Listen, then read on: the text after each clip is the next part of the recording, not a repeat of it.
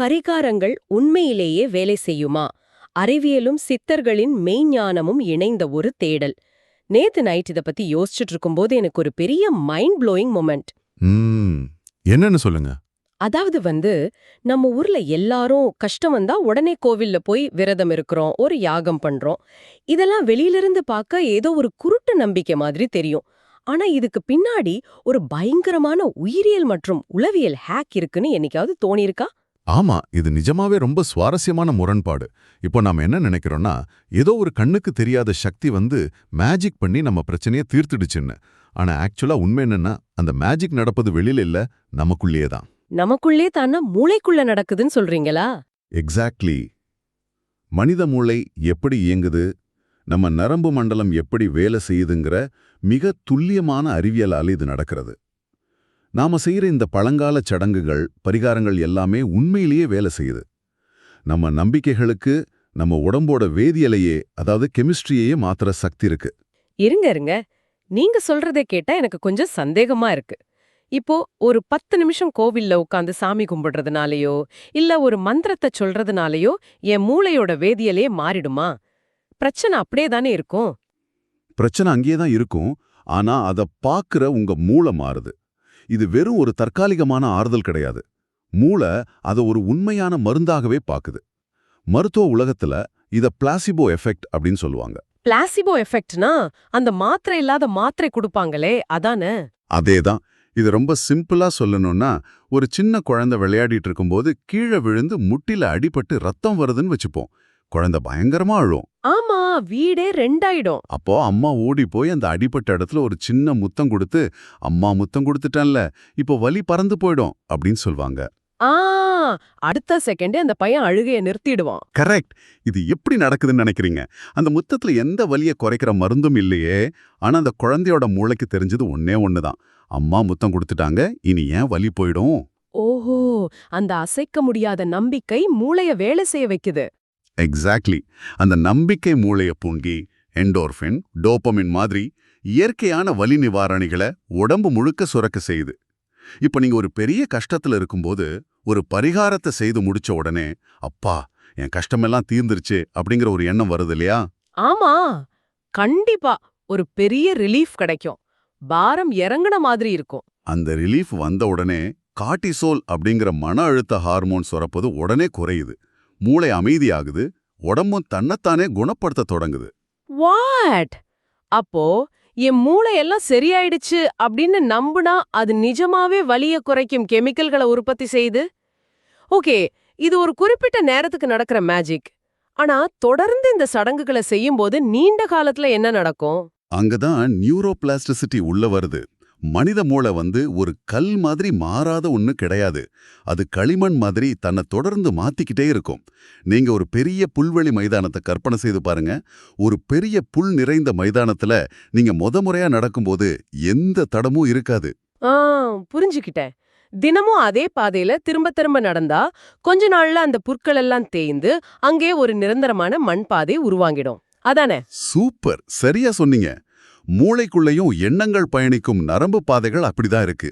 நாம தொடர்ந்து நேர்மறையான வார்த்தைகளை, மந்திரங்களை உச்சரிக்கும் போது மூளையில புதுசா ரொம்ப ஆரோக்கியமான பாதைகள் உருவாகுது. நம்ம குணாதிசயமே பாசிட்டிவா மாறுது. இதை விட ஆழமான இன்னொரு விஷயம் இருக்கு. அதுதான் எபிஜெனெட்டிக்ஸ். எபிஜெனெட்டிக்ஸா? அப்படின்னா என்ன? நம்ம டிஎன்ஏ சம்பந்தப்பட்டதா? ஆமா, உங்க எண்ணங்களும் நீங்க பண்ற தியானமும் உங்க டிஎன்ஏவையே எப்படி மாத்துது அப்படிங்கிற அறிவியல் தான் அது. முன்னாடி டிஎன்ஏவை மாத்தவே முடியாதுன்னு நினைச்சிட்டு இருந்தாங்க. ஆனா நவீன எபிஜெனெட்டிக்ஸ் என்ன சொல்லுதுன்னா, உங்க டிஎன்ஏல இருக்கிற எல்லா மரபணுகளும் எப்பவும் ஆன்ல இருக்காது. ஓ, சிலது ஆஃப்ல இருக்கும், சிலது ஆன்ல இருக்கும் போல. கரெக்ட். நாம சாப்பிடுற உணவு, நம்ம சுற்றுப்புறம், இதெல்லாம் விட நம்ம மனநிலைக்கு அந்த மரபணுக்களை ஆன் ஆஃப் பண்ற பவர் இருக்கு. பரிகாரத்தின் போது நாம செய்யற ஆழமான தியானம் மூளைக்குள்ள ஒரு கெமிக்கல் சிக்னலை அனுப்பி நோய்களை எதிர்க்கும் மரபணுக்களை ஆன் செய்யுது. இது ஒரு மிகப்பெரிய உயிரியல் அற்புதம். மைண்ட் ப்ளோயிங் நிஜமா. மூளைக்குள்ள நடக்கிற இந்த கெமிஸ்ட்ரி வேலைகள் எல்லாம் கேட்க ரொம்ப ஆச்சரியமா இருக்கு. ஆனா இந்த உடம்பு சம்பந்தப்பட்ட சடங்குகள் இருக்கே, இப்போ விரதம் இருக்கிறது, வெறும் கால்ல கிரவலம் போறது, இதெல்லாம் சும்மா உடம்ப வருத்துகிற வேலை தானே. இதுல என்ன சயின்ஸ் இருக்க போகுது? அங்கதான் நம்ம ரொம்ப தப்பு பண்றோம். விரதம் இருக்கிறது உடம்ப வருத்துறது கிடையாது. அது உடலுக்கும் செரிமான மண்டலத்துக்கும் நாம கொடுக்கிற ஒரு மகத்தான ஓய்வு. அறிவியல் இத ஆட்டோஃபேஜி அப்படின்னு சொல்லுது. ஆட்டோஃபேஜியா அப்படின்னா எனக்கு புரியுற மாதிரி சொல்லுங்களேன். இப்போ உங்க வீட்டை நீங்க எப்படி ஸ்ப்ரிங் கிளீனிங் பண்ணுவீங்கன்னு யோசிச்சு பாருங்க. வீட்டுக்குள்ள புதுசா மளிகை பொருட்கள் வாங்குறத நிறுத்திட்டு, கதவுகளை பூட்டிட்டு, உள்ள மூலை முடுக்குகள்ல இருக்கிற பழைய குப்பைகளை, தேவையில்லாத பொருட்கள் எல்லாம் தேடி பிடிச்சு முழுமையா சுத்தப்படுத்துவீங்க இல்லையா? ஆமா, வீட்டை மொத்தமா காலி பண்ணி ஒரு நாள் முழுக்க ஒதுக்கி வச்சு சுத்தம் செய்வோம். அதே ப்ராசஸ் தான் விரதமும். நீங்க உடம்புக்குள்ள புதுசா சாப்பாடு அனுப்புறத நிறுத்தும்போது உடல் என்ன செய்யும்னா, சரி புதுசா எனர்ஜி வரல, உள்ள என்ன இருக்குன்னு பாப்போம் அப்படின்னு தேடும். அப்போ உடலுக்குள்ள இருக்கிற பழுதான டேமேஜ் ஆன செல்கள் எல்லாம் உடம்பே சாப்பிட்டு தன்னைத்தானே புதுப்பிச்சுக்கும். வாவ்! அப்போ விரதம் இருக்கிறது கடவுளுக்காக பட்னி கிடக்கிறது இல்ல, நம்ம உடம்புல இருக்கிற குப்பைகளை நாமே சுத்தம் செய்யறதுக்கான ஒரு வழிமுறை. இது செம்ம லாஜிக்கா இருக்கு. சரி, அப்போ இந்த மந்திரங்கள் சொல்றதும் கோயில் மணிகள் அடிக்கிறதும் எப்படி வேலை செய்யுது? அது வெறும் சத்தம் தானே? உங்களுக்கு ரொம்ப பிடிச்ச ஒரு அமைதியான பாட்டை கேட்கும்போது உங்களுக்கு என்ன தோணும்? அப்படியே கண்ணை மூடி ரசிப்பேன். என்னோட ஹார்ட் பீட் எல்லாம் ஸ்லோ ஆகும். ஒரு மாதிரி ரிலாக்ஸ்டா ஃபீல் பண்ணுவேன். அதே மாதிரி தான் மந்திரங்களோட ஒளியிலிருந்து வர்ற அதிர்வுகள் நம்ம உடம்புல இருக்கிற வேகஸ் நரம்பு அப்படிங்கிற மிக முக்கியமான நரம்பை தூண்டுது. இந்த நரம்பு தான் மூளையும் இதயம், நுரையீரல், செரிமான மண்டலம் எல்லாத்தையும் இணைக்குது. ஓஹோ! அந்த அதிர்வுகள் இந்த வேகஸ் நரம்ப ரிலாக்ஸ் பண்றதுனால மொத்த நரம்பு மண்டலமும் அமைதியாகுதா? கரெக்ட். மந்திர ஒலிகள் இதய துடிப்பை சீராக்கி உடம்ப ஆற்றுப்படுத்துது. இதே மாதிரி தான் கோயில்ல வெறும் கால்ல நடக்கிறதும் கிருவலம் போறதும். இத எர்த்திங் அப்படின்னு சொல்லுவாங்க. இயர்த்திங்னா அந்த எலக்ட்ரிக் வயர்ல குடுப்பாங்களே அதே கான்செப்டா? ஆமா, அதேதான். நாம செருப்பு இல்லாம நேரடியா பூமியோடு தொடர்பு கொள்ளும்போது நம்ம உடம்புல தங்கி இருக்கும் தேவையற்ற மின்சுமைகள், அதாவது ஃப்ரீ ரேடிக்கல்ஸ் எல்லாம் பூமியால் உறிஞ்சப்படுது. இதனால உடம்புல ஏற்படுற வீக்கம், அதாவது இன்ஃப்ளமேஷன் ரொம்ப கணிசமாக குறையுது. ஓகே. அப்போ காலையில அந்த பிரம்ம முகூர்த்தத்துல எழுந்த யாகம் பண்றாங்களே, அது நான் கேள்விப்பட்டிருக்கேன். அதிகாலையில எழுந்திக்கிறது நல்லதுன்னு. ஆனா அந்த யாக குண்டத்திலிருந்து வர்ற புகை உடம்புக்கு கெடுதல் இல்லையான்னு எனக்கு எப்பவும் ஒரு டவுட் இருக்கும். அதிகாலையில நம்ம மூளையோட அலைகள் மிக அமைதியான ஆல்ஃபா நிலையில இருக்கும். அந்த நேரத்துல நெய், வேப்பில, அரசங்குச்சி மாதிரி மருத்துவ குணம் கொண்ட மூலிகைகளை நெருப்புல போட்டு யாகம் வளர்க்கும்போது அதிலிருந்து வர்ற புகை சாதாரண புகை கிடையாது. பின்ன வேற என்ன? அதுல ஸ்பெஷலா காத்து சுத்தமாகுதா என்ன? ஆக்சுவலா ஆமா. அந்த புகை காற்றில் எதிர்மறை அயனிகளை, அதாவது நெகட்டிவ் அயான்ஸை உருவாக்குது. இது நம்ம ரத்த ஓட்டத்துல கலக்கும்போது செரோட்டோனின் அப்படிங்கிற மகிழ்ச்சி ஹார்மோனை அதிகப்படுத்துது. அந்த புகை ஒரு லோக்கல் ஏர் பியூரிஃபையர் மாதிரி செயல்பட்டு காத்துல இருக்கிற பாக்டீரியாக்களை அழிச்சு நம்ம நுரையீரலுக்கு ரொம்ப நல்லதை செய்யுது. வாவ்! எனக்கு ஒரு பக்கம் இதெல்லாம் கேட்கும்போது ரொம்ப பிரமிப்பா இருக்கு. அறிவியல் பூர்வமா இந்த சடங்குகள் எல்லாம் நம்ம உடம்பையும் மூளையையும் இவ்ளோ அற்புதமா குணப்படுத்துது. ஆனா எனக்கு இப்போ ஒரு பெரிய சந்தேகம் வருது. என்ன சந்தேகம் கேளுங்க. இப்போ இத கேட்டுட்டு இருக்கிற உங்களுக்கு கூட தோணலாம். சரிப்பா, அறிவியல் வேலை செய்யுது. அப்போ நான் யாரையாவது ஏமாத்திட்டு, ஒருத்தருக்கு பெரிய துரோகம் பண்ணிட்டு, உடனே ஒரு கோவிலுக்கு போய் விரதம் இருந்து மந்திரம் சொல்லிட்டு வந்துட்டா என் மூளையும் உடம்பும் சுத்தமாகிடுமா? என் பாவம் தீர்ந்துடுமா? அப்படின்னு பயாலஜி நம்மளோட பாவங்களை மன்னிச்சுடுமா? இங்க தான் நாம ஒரு மிகப்பெரிய ட்விஸ்ட சந்திக்கிறோம். நீங்க கேட்ட இதே கேள்விய ஆயிரக்கணக்கான வருஷங்களுக்கு முன்னாடியே வாழ்ந்த நம்ம தமிழ் சுத்தர்களான சிவவாக்கியர், திருமூலர் போன்றவர்கள் மிக கடுமையா கேட்டிருக்காங்க. ஓ, அவங்களே இத கேட்டிருக்காங்களா? ஆமா, அறிவியல் பூர்வமா உங்க உடல் குணமடையலாம். ஆனா கர்மாவின் விதி அப்படிங்கிற ஒன்ன நீங்க ஏமாற்றவே முடியாது. அவங்க இந்த வியாபார ரீதியான சடங்குகளை, போலி பரிகாரங்களை கடுமையா எதிர்த்தாங்க. ஒரு உண்மைய ஆழமா புரிஞ்சுக்கோங்க. பிரபஞ்சத்திற்கு நீங்க ஒருபோதும் லஞ்சம் கொடுக்க முடியாது. பிரபஞ்சத்திற்கு லஞ்சம் கொடுக்க முடியாது. Wow, what a powerful line. அதாவது நான் தப்பு பண்ணிட்டு சாமி உண்டியல்ல காசு போட்டா கணக்கு நேரா ஆகாதுன்னு சொல்றீங்க? கண்டிப்பா நேராகாது. கர்மாவின் விதி அப்படிங்கிறது நியூட்டனோட 3வது அறிவியல் விதிய மாதிரி ரொம்ப துல்லியமானது. ஒவ்வொரு செயலுக்கும் அதற்கு சமமான எதிர்விளைவு உண்டு. உங்க மனசுக்குள்ள வஞ்சகத்தையும் பொறாமையையும் வச்சுக்கிட்டு நீங்க எத்தனை புண்ணிய நதிகள்ல போய் குளிச்சாலும் சரி, லட்சக்கணக்கில் காணிக்கை செலுத்தினாலும் சரி, அது கர்மாவை அழிக்காது. அப்படியானால் உண்மையான ஈடு செய்தல், ரியல் காம்பன்சேஷன் அப்படின்னா என்ன? சித்தர்களோட பார்வையில உண்மையான பரிகாரம்னா என்ன? திருமூலர் தன்னுடைய திருமந்திரத்துல இத அகப்பரிகாரம் அப்படின்னு சொல்றார். அதாவது உள்ளே தேடும் தீர்வு. ஒரு தீங்க செய்துவிட்டு கடவுள்கிட்ட பணத்தையோ பொருளையோ கொடுப்பது பரிகாரம் கிடையாது. நீங்க யாருக்கு தீங்கு செய்தீர்களோ நேரில் சென்று அவரிடமே மன்னிப்பு கேட்பதும் அந்த தவறை ஈடு செய்ய பல மடங்கு நற்செயல்களை செய்வதுமே கர்மாவை மாற்றும் ஒரே வழி. அப்போ நிஜ வாழ்க்கையில நாம உண்மையாவே நம்மளோட பழைய கர்மாவை எப்படிதான் அழிக்கிறது? அது அறிவியல் மூலமா விளக்க முடியுமா? ரொம்ப அழகா விளக்கலாம். இதுக்கு மிகச் சிறந்த அறிவியல் பூர்வமான விடை தானம் மற்றும் அறவழி வாழ்க்கை. தானம் செய்வது எப்படி கர்மாவை அழிக்குது அப்படிங்கறத ஹெல்பர்ஸ் ஹை அப்படிங்கிற ஒரு சைக்கலாஜிக்கல் சயின்ஸ் மூலமா விளக்கலாம். ஹெல்பர்ஸ் ஹை அப்படின்னா உதவி செய்யறதால வர்ற ஒரு கிக் மாதிரியா?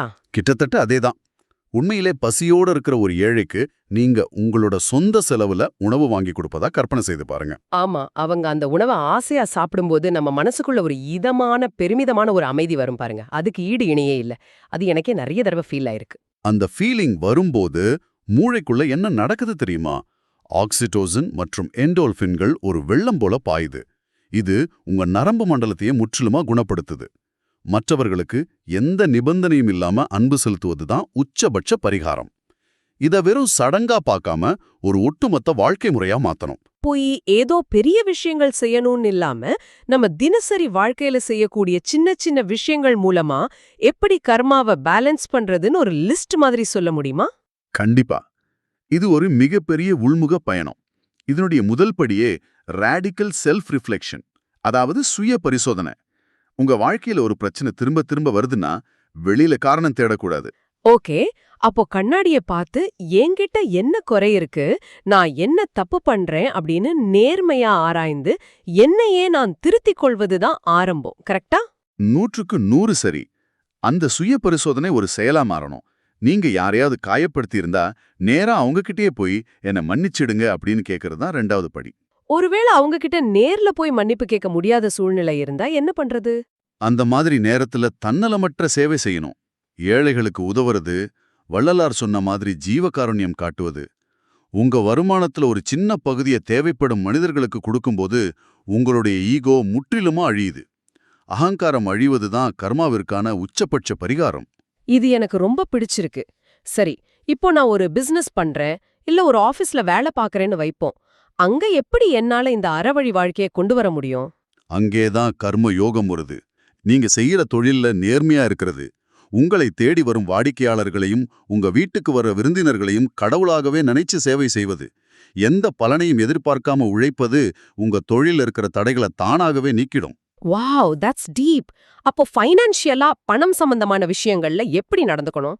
பொருளாதார ஒழுக்கம் மிக மிக முக்கியம். ஒருத்தர்கிட்ட கடன் வாங்கியிருந்தா அதை எப்பாடுபட்டாவது அடைக்க முயற்சி செய்யணும். எனக்கு ஒரு சின்ன டவுட். கடன் அடைக்கிறதுக்கும் கர்மாவுக்கும் என்ன சம்பந்தம்? ரொம்ப நெருங்கிய சம்பந்தம் இருக்கு. கடன் அப்படிங்கிற சுமை எப்பவுமே மூளையில கார்டிசோல் அதிகமாக்கும். ஒருவரை ஏமாற்றுகிறோம் என்ற குற்ற உணர்வு உங்க மரபணுக்களே எதிர்மறையா பாதிக்கும்.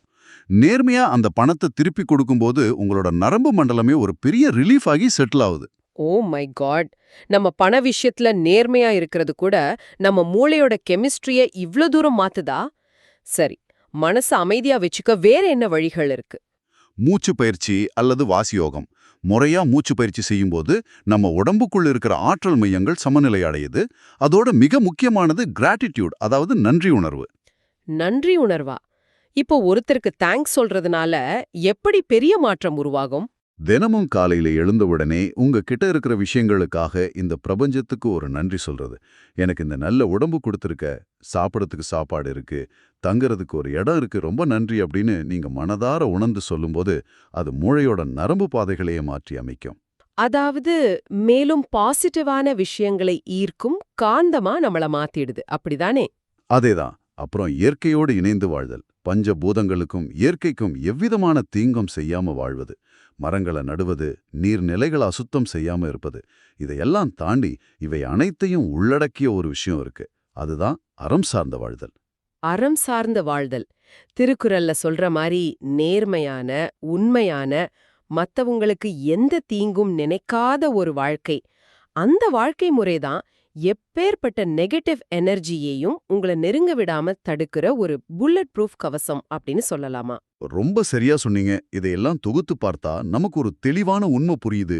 சடங்குகள் அப்படிங்கிறது ஆரம்பகட்ட உந்துதலை தரலாம், ஆனால் எவ்வித எதிர்மறை ஆற்றல்களிலிருந்தும் நம்மை பாதுகாத்துக் கொள்ள, ஏன் நமது மரபணுக்களின் வடிவமைப்பையே நேர்மறையாக மாற்றியமைக்கக்கூடிய மிகச்சிறந்த அறிவியல் பூர்வமான ஒரே வழி நல்லவனாகவும் நேர்மையானவனாகவும் வாழ்வது மட்டுமே. கண்டிப்பா நல்லவனா வாழ்றது வெறும் தத்துவம் இல்ல, இது ஒரு பிரம்மாண்டமான பயாலஜிக்கல் லைஃப் ஸ்டைல் மாற்றம். இந்த உரையாடல் உண்மையிலேயே கண்களை திறக்கிற மாதிரி இருந்தது. வெளியில போய் பரிகாரம் தேடுறதை விட நம்ம மனசுக்குள்ளேயும் நம்ம செயல்கள்லயும் மாற்றத்தை கொண்டு வர்றது தான் உண்மையான தீர்வுன்னு இன்னைக்கு தெளிவா புரிஞ்சுக்கிட்டோம். ஆமா, அதுதான் சித்தர்கள் சொன்ன மிகப்பெரிய ரகசியம். இப்போ இதை கேட்டுட்டு இருக்கிற உங்களுக்கான ஒரு ஆழமான கேள்விக்கு வரும். நமது ஒவ்வொரு நேர்மையான செயலும் நமது உயிரியல் அமைப்பையே மாற்றி பழைய கர்மவினைகளை அழிக்குது என்றால், உங்கள் மரபணுக்களின் எதிர்கால விதியை மாற்றுவதற்காக இன்று இந்த நொடி நீங்கள் செய்யப்போகும் அந்த ஒரு சிறிய நற்செயல் என்னவாக இருக்கும்? யோசித்துப் பாருங்கள் ஆழமாக. சித்தர்களின் ஞானத்தையும் நவீன அறிவியலையும் இணைக்கும் இந்த பயணம் இத்துடன் முடிவதில்லை. இந்த தேடலில் எங்களோடு தொடர்ந்து பயணிக்க மறக்காமல் நம் சேனலை சப்ஸ்கிரைப் செய்யுங்கள். உங்களுக்கான அடுத்த அரிய ரகசியம் இதோ திரையில் காத்திருக்கிறது.